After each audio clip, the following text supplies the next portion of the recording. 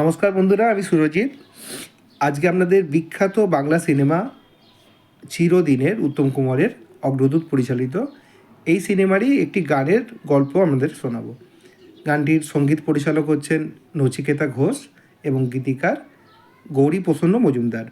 গানের দুটো লাইন আপনাদের গেয়ে শোনাই, তারপর গল্পটা বলছি।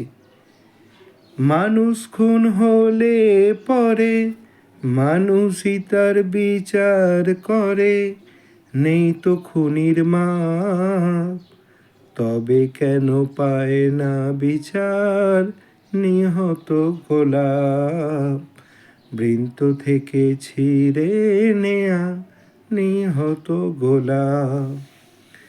হ্যাঁ, গানটা কীভাবে তৈরি হলো? একদিন বিকালে গীতিকার গৌরী প্রসন্ন মজুমদার ঘুরছেন পার্ক স্ট্রিটে। হঠাৎ মনে পড়লো আজ বিকালে তার ভাতৃপ্রতিম বন্ধু দুলালের মেয়ের জন্মদিন, গুনগুন। তো জন্মদিন যাবেন, কিছু তো একটা গিফট নিয়ে যেতে হবে। কী নেবেন চিন্তা করতে করতে সামনে একটা ফুলের দোকান দেখতে পেলেন। তো গিয়ে ভাবলেন একটা গোলাপ ফুলের একটা ব্রাঞ্চ নেওয়া যাক। তো গোলাপ ফুলের একটা বোকে তৈরি করছেন। দোকানদার জিজ্ঞেস করলেন যে, দাদা গোলাপ ফুলের ডাঁটিগুলোকে একটু কেটে ছোটো করে দেবো?